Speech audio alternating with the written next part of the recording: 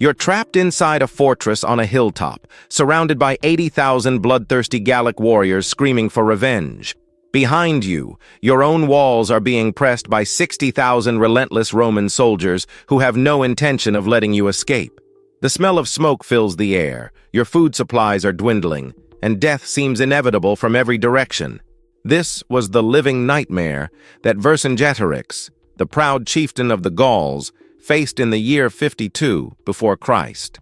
And yet, this seemingly hopeless situation was actually the masterpiece that Julius Caesar had been orchestrating all along. But here's what makes this story truly fascinating. What drives a leader to sacrifice his own freedom to save his people? What kind of man chooses captivity and almost certain death over watching his warriors starve? And on the flip side, how does a Roman general, outnumbered and surrounded, transform what should have been his greatest defeat into the victory that would echo through the ages? Today, on Imperium Chronicles, we're diving deep into the Battle of Alesia, fought in 52 before Christ. This wasn't just another clash between Rome and the barbarian tribes.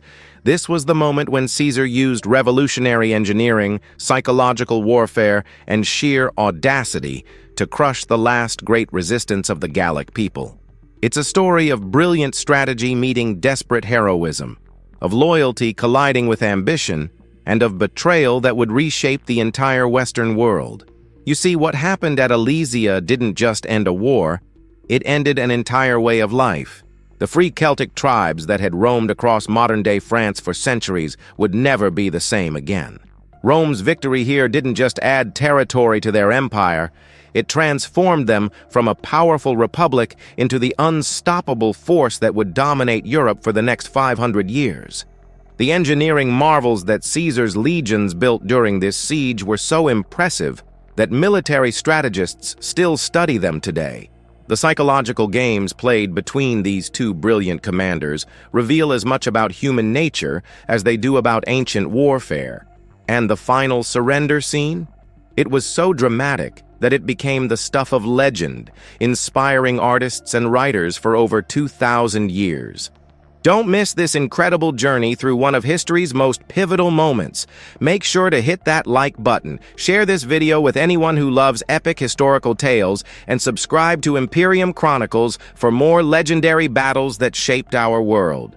Now, to understand how we got to this impossible situation at Alesia, we need to go back and meet one of history's most fascinating underdogs, Vercingetorix.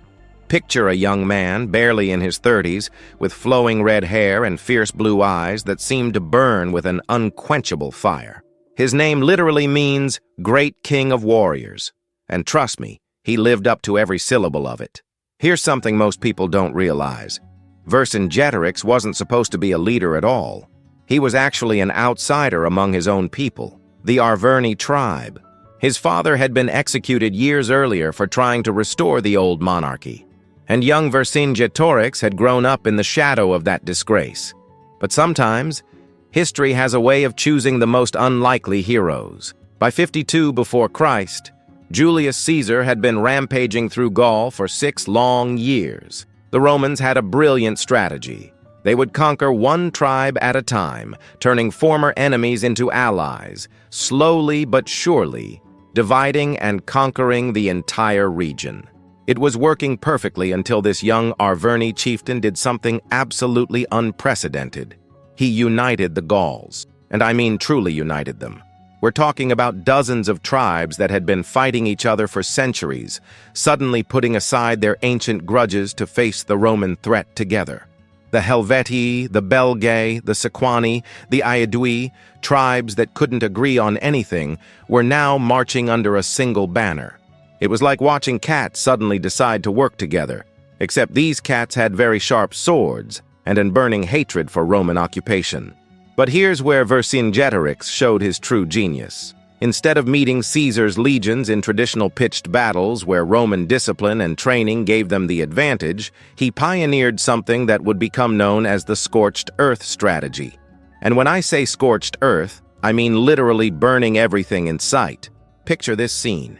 Gallic warriors, tears streaming down their faces, setting fire to their own homes. Mothers clutching their children as they watched their families' grain stores go up in flames. Ancient towns that had stood for generations reduced to smoking ruins in a single day. Vercingetorix convinced his people to destroy everything: their crops, their villages, their sacred sites, anything that might give the Romans supplies or shelter. It was psychological warfare at its most brutal. The Romans were used to living off the land they conquered, but suddenly there was no land to live off of. Caesar's legions found themselves marching through a wasteland of ash and smoke, their supply lines stretched thin, their morale plummeting with every empty granary they discovered. And it was working. For the first time in his Gallic campaigns, Caesar found himself on the defensive. The great conqueror, who had never met a problem he couldn't solve with Roman steel, was suddenly facing an enemy who refused to play by the rules. His soldiers were hungry, winter was coming, and everywhere they turned, they found nothing but destruction. Caesar was forced to do something he rarely did: retreat. But here's the thing about Julius Caesar. Even in retreat, he was planning his next move. As his legions pulled back to regroup and resupply, Vercingetorix saw his chance. The young Gallic leader, drunk on his recent successes and convinced that he had Rome on the run, decided to pursue the retreating legions. It was a decision that would change everything. Because Caesar wasn't really retreating, he was leading Vercingetorix exactly where he wanted him to go. And that destination was a hilltop fortress called Alesia, where the greatest military mind of the ancient world was about to spring the most elaborate trap in military history. Now here's where this story gets absolutely mind-blowing. When Caesar arrived at Alesia with Vercingetorix hot on his heels, most generals would have looked at that imposing hilltop fortress and thought, well, this is going to be a long siege. But Julius Caesar wasn't most generals. He looked at Alesia and saw something entirely different. He saw the key to ending the Gallic rebellion once and for all. Picture the scene. Alesia sits on top of a massive plateau, nearly 500 feet above the surrounding plains. The fortress itself is virtually impregnable, with steep cliffs on 3 sides, and only one narrow approach that could be easily defended. Vercingetorix and his 80,000 warriors reach the safety of those walls and probably breathe a sigh of relief. They have food, water, defensible positions, and winter is coming. All they need to do is wait for Caesar to give up and leave. But then, something unprecedented happens. Instead of setting up a traditional siege camp and waiting for the Gauls to surrender, Caesar does something that had never been attempted in the history of warfare. He orders his legions to build not 1, but 2 complete sets of fortifications around Alesia. Think about that for a moment. We're talking about double walls stretching for miles in every direction. The first wall, which the Romans called the circumvallation, was designed to trap the Gauls inside Alesia. This massive fortification completely encircled the hilltop fortress, cutting off any possibility of escape or resupply. But here's the genius part. Caesar knew that Vercingetorix had sent messengers calling for reinforcements from every corner of Gaul. So he ordered the construction of a second wall, the contravallation, facing outward to protect his own forces from the massive relief army that would inevitably come. Now, Roman sources claim that this relief army numbered 300,000 men, the largest barbarian force ever assembled in European history. Even if we assume those numbers are exaggerated, and they probably are because Roman historians love to inflate enemy numbers to make their victories seem more impressive, we're still talking about a truly massive force. Caesar found himself in the most impossible military situation imaginable, besieging 80,000 enemies while simultaneously preparing to defend against hundreds of thousands more. But the walls themselves were just the beginning of Caesar's masterpiece. What really shows his engineering genius are the details, the deadly traps and obstacles that turned the entire battlefield into a nightmare for anyone trying to attack the Roman positions. Let me paint you a picture of what these fortifications actually looked like. The walls weren't just simple barriers. They were death traps designed by the most creative military engineers in the ancient world. In front of each wall, the Romans dug a series of defensive obstacles that would make modern military engineers jealous. First came the liliums, and no, these weren't flowers. These were camouflaged pits, each about 3 feet deep, with sharpened wooden stakes at the bottom. The Romans would cover these pits with branches and leaves, making them invisible to charging warriors. Imagine running full speed toward what you think is solid ground, only to plunge into a spike-filled trap. The name Liliums came from the way these pits were arranged in neat rows, like flowers in a garden. Except this garden was designed to kill, but Caesar's engineers weren't done yet. They also created what they called Sippi, massive wooden obstacles that looked like tree trunks but were studded with iron spikes pointing in every direction. These were placed randomly throughout the killing fields in front of the walls, creating an almost impassable maze of death for anyone trying to assault the Roman positions. And here's a detail that really shows you how thorough Caesar was. His engineers even diverted streams and flooded certain areas to create additional obstacles. They turned the entire landscape around Alesia into a carefully designed killing machine. The construction of these fortifications was itself an incredible feat of engineering and logistics. We're talking about nearly 50,000 Roman soldiers working around the clock for 3 weeks straight. They had to cut down entire forests for timber, quarry massive amounts of stone, and dig thousands of cubic yards of earth, all while potentially under attack from Gallic raiding parties. Caesar's own account tells us that the circumvallation stretched for 10 miles around Alesia, while the contravallation added another 13 miles of fortifications.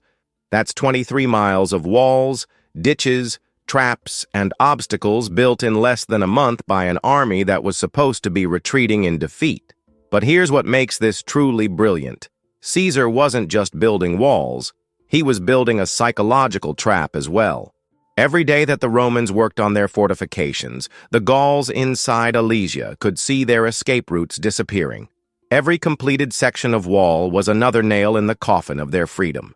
The message was clear. There would be no escape, no retreat, no negotiation. This would end only when one side was completely destroyed.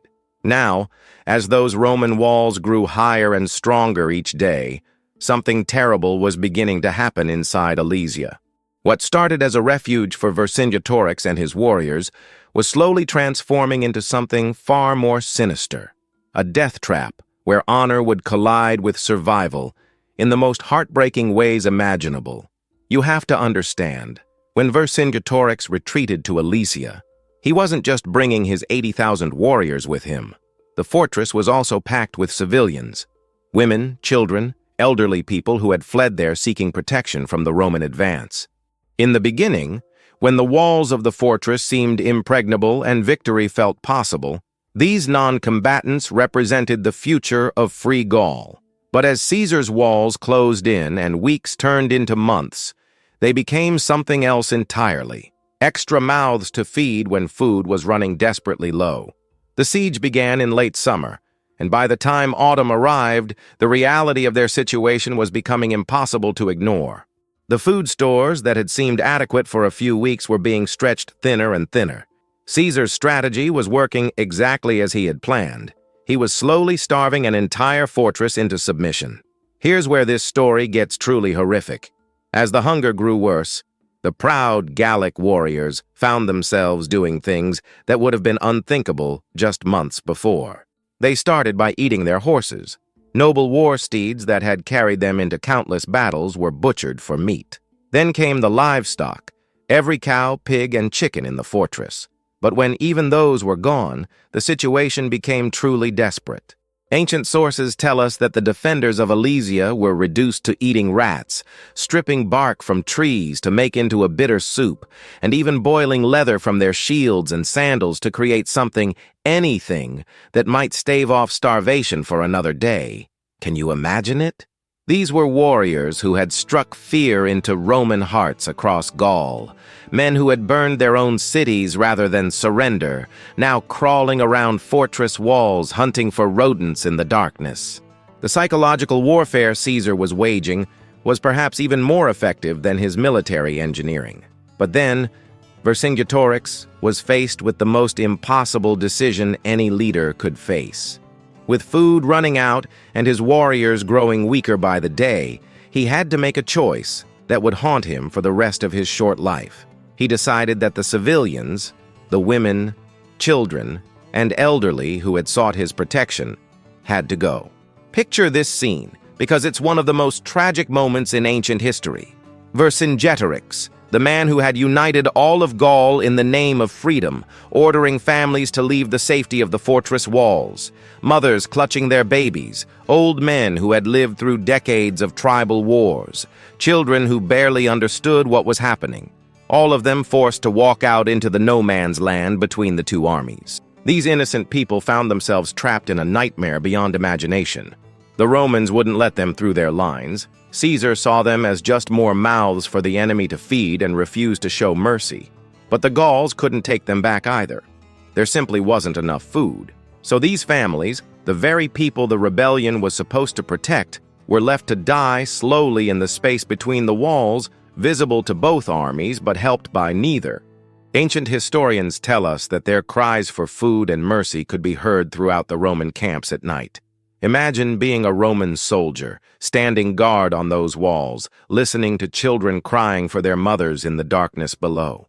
Even the hardened legionaries, men who had seen the brutality of conquest across the known world, were reportedly moved by these sounds. This is one of those moments where we have to step back and ask ourselves some hard questions about the sources we're reading.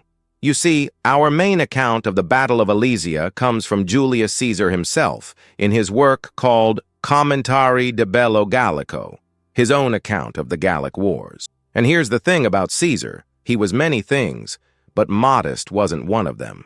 This book wasn't just a military report. It was pure propaganda, designed to make him look like the greatest general who ever lived. So when Caesar writes about these tragic scenes, when he describes the desperate hunger of his enemies and the impossible choices they had to make, we have to wonder, how much of this is accurate history?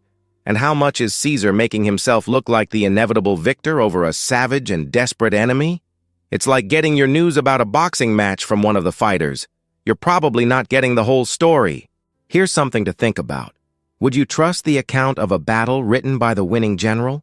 Especially when that general had political ambitions back in Rome and needed to justify his actions to the Roman people? Leave your thoughts in the comments below. Do you think Caesar was telling the truth about what happened at Alesia, or was he just writing his own version of history? But regardless of how we interpret Caesar's account, what we do know is that the situation inside Alesia was becoming more desperate by the day. And then, just when it seemed like all hope was lost, something extraordinary happened. Scouts on the Roman walls reported seeing something that made even Caesar's veterans nervous. Dust clouds on the horizon that could mean only one thing. The Gallic relief army was coming, and it was massive beyond anything the Romans had ever faced before. And then it happened. The moment that would determine the fate of Western civilization for the next 1,000 years. The relief army that Vercingetorix had been desperately waiting for finally appeared on the hills surrounding Alesia, and it was a sight that would have made even the bravest Roman soldier question his life choices. Picture this massive host stretching as far as the eye could see. Warriors from every corner of Gaul had answered Vercingetorix's call. Fierce Belgae from the north with their famous blue war paint, cunning Helvetii mountaineers with their deadly javelins, proud Aedui cavalry on their magnificent horses, and dozens of other tribes that had put aside centuries of rivalry to face the Roman threat. According to Caesar's own account, this army numbered close to 300,000 men, though as we discussed, Caesar had a tendency to exaggerate enemy numbers to make his victories seem more impressive. But even if we cut that number in half, we're still talking about the largest barbarian army ever assembled in European history. For the first time in his entire military career, Julius Caesar found himself genuinely outnumbered.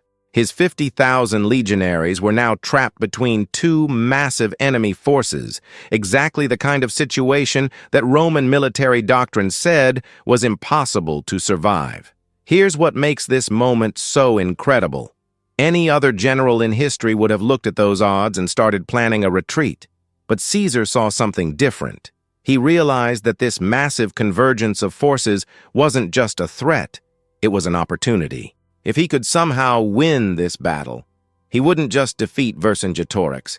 He would break the back of Gallic resistance forever. The attack, when it came, was coordinated with a precision that surprised even Caesar. Vercingetorix, despite being trapped and starving, had somehow managed to communicate with the relief army and plan a devastating two-pronged assault.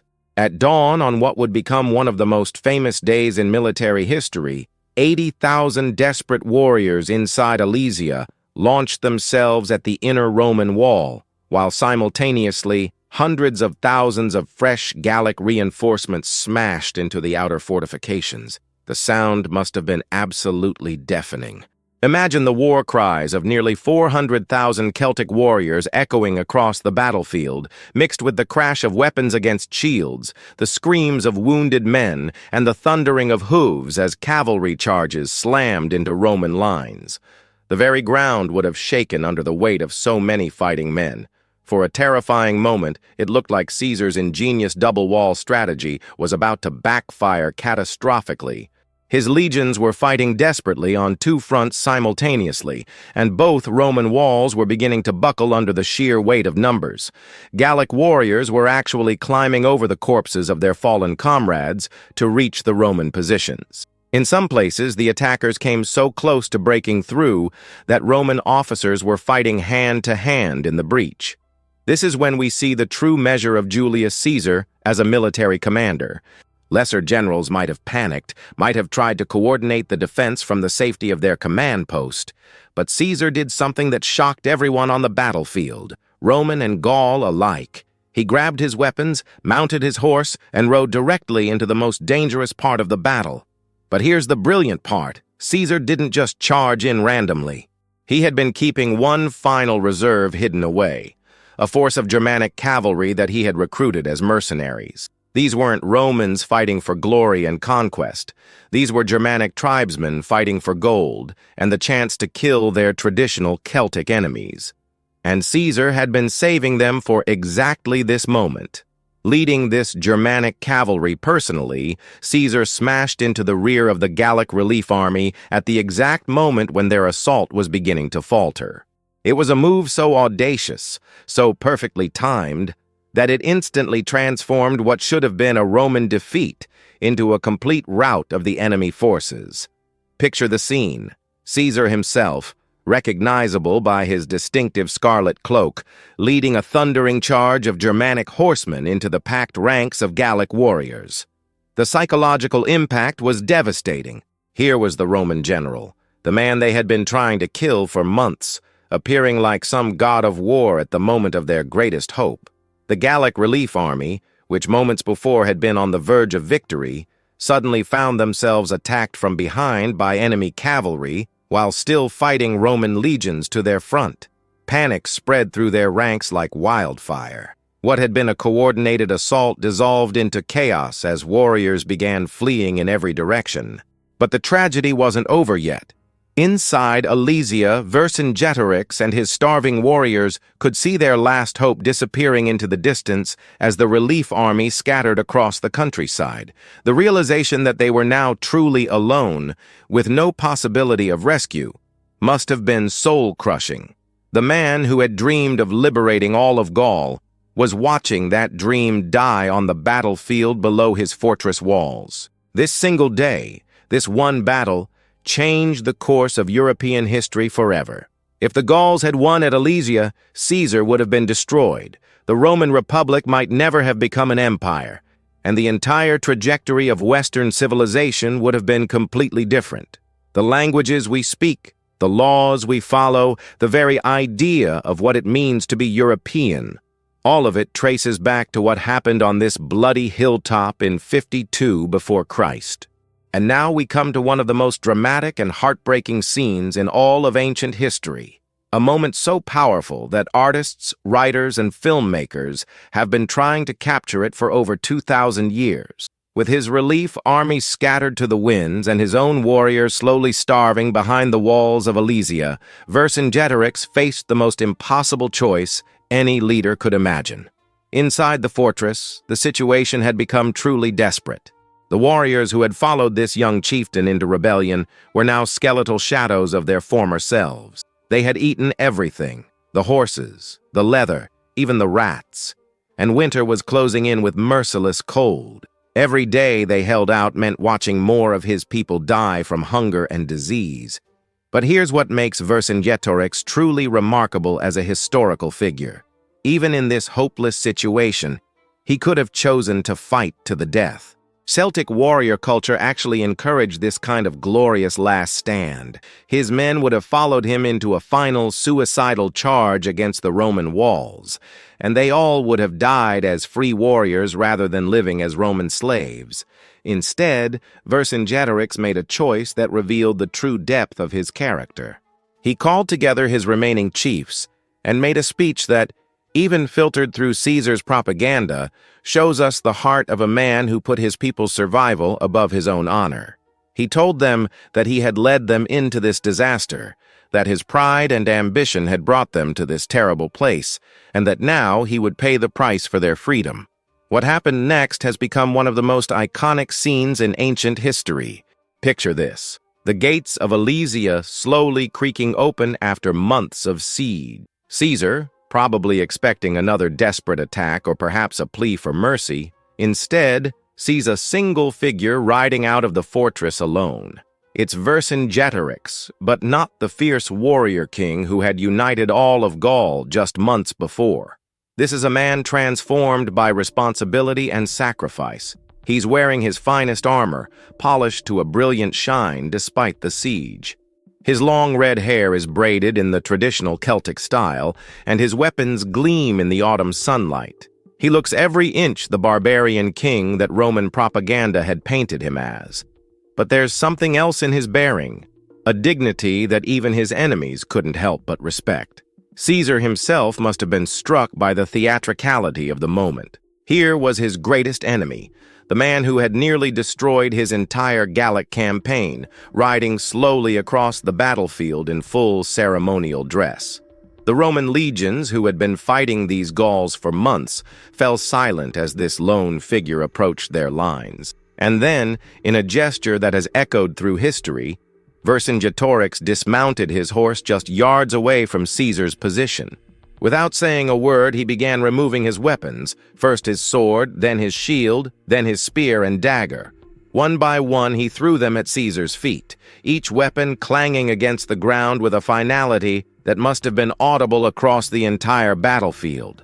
But the most powerful moment came when Vercingetorix himself knelt before Caesar and offered his hands to be bound. Here was a man who had been called the King of all Gaul, who had united dozens of warring tribes under a single banner, voluntarily surrendering his freedom to save what remained of his people.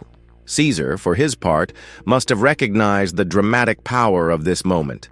Instead of executing Vercingetorix on the spot, which would have been the typical Roman response to a defeated enemy leader, he ordered the Gallic chieftain to be kept alive. Why? Because Caesar had bigger plans that involved using this proud Celtic king as the centerpiece of his own political ambitions back in Rome. You see, in Roman culture, nothing brought more glory to a general than parading captured enemy kings through the streets of Rome during a triumph, a massive parade celebrating military victory. And Caesar knew that Vercingetorix, with his striking appearance and dramatic story, would be the perfect trophy to display his conquest of Gaul. So began 6 long years of captivity for the man who had once dreamed of liberating all of Celtic Europe. 6 years of sitting in a Roman prison, probably in chains, waiting for Caesar to decide that the time was right for his triumphant return to Rome. Can you imagine what those years must have been like? Vercingetorix had time to think about every decision that had led to this moment, every choice that had brought his people to defeat. When Caesar finally returned to Rome and celebrated his famous triumph over Gaul, Vercingetorix was dragged through the streets in chains, displayed like a wild animal for the entertainment of the Roman crowds. The man who had nearly brought the future dictator of Rome to his knees was now reduced to a spectacle, a living reminder of Caesar's military genius. And then, when the parade was over and the crowds had gone home, Vercingetorix was taken to the Mamertine prison, the same underground dungeon where so many enemies of Rome had spent their final hours. There, In the darkness beneath the city he had fought so hard to resist, the last great leader of Free Gaul was quietly strangled to death. It's an ending that reveals something profound about both men. Caesar got his political triumph and his place in history as the conqueror of Gaul. But Vercingetorix, even in defeat, achieved a kind of immortality too. His sacrifice saved thousands of Gallic lives, and his story inspired resistance movements for centuries to come. In many ways, the defeated chieftain became more legendary than the victorious general. The irony is almost poetic. Caesar wrote his own account of these events to glorify his victories, but in doing so, he also preserved the story of his greatest enemy. Every time someone reads about the genius of Caesar's tactics at Alesia, they also learn about the courage and nobility of Vercingetorix. The conqueror and the conquered are forever linked in history, each making the other's story more powerful. So here we are, at the end of one of history's most pivotal stories, and we have to ask ourselves some difficult questions. Alesia wasn't just another military victory that we can admire for its tactical brilliance and move on. What happened on that hilltop in 52 before Christ was nothing less than the death of an entire world and the birth of another. Think about what was really lost when Vercingetorix threw down his weapons at Caesar's feet. This wasn't just the defeat of one man or even one army. It was the end of Celtic Gaul as a free and independent civilization. For centuries, the tribes of Gaul had lived according to their own laws, worshipped their own gods, spoke their own languages, and followed their own customs. They had their own concept of honor, their own ways of settling disputes, their own relationships with the land they called home. All of that died at Alesia. Within a generation, Celtic children would be learning Latin in Roman schools. Celtic warriors would be serving in Roman legions, and Celtic druids would be hiding in forests, trying to preserve traditions that were rapidly being forgotten. The vibrant, chaotic, fiercely independent world of the Gallic tribes was replaced by the ordered, systematic, and undeniably efficient machinery of Roman administration. But here's where this story becomes truly complex, because we can't simply say that Caesar's conquest was purely destructive. The Romans didn't just take from Gaul, they also gave. Within decades of Alesia, Roman engineers were building roads that connected every corner of the former Gallic territories. Roman architects were constructing cities with running water, heated baths, and amphitheaters that could seat thousands. Roman merchants were bringing goods from across the known world to markets that had never seen such variety and abundance. The Latin language that Caesar's legions brought to Gaul didn't just replace the Celtic tongues, it evolved into French, a language that would eventually produce some of the most beautiful literature in human history. The Roman legal system, with all its flaws, brought a level of predictability and fairness that the old tribal justice could never match. Roman engineering gave the Gauls aqueducts, sewers, and buildings that would stand for centuries. So, we're left with this haunting question. Was it worth it? Was the civilization that Rome imposed on Gaul worth the price of freedom that Vercingetorix and his people paid? It's easy to look back from our modern perspective and admire Roman engineering and organization, but we should never forget that these achievements were built on the graves of people who died fighting for their right to live as they chose. What makes this question even more complicated is that we're essentially asking whether progress justifies conquest.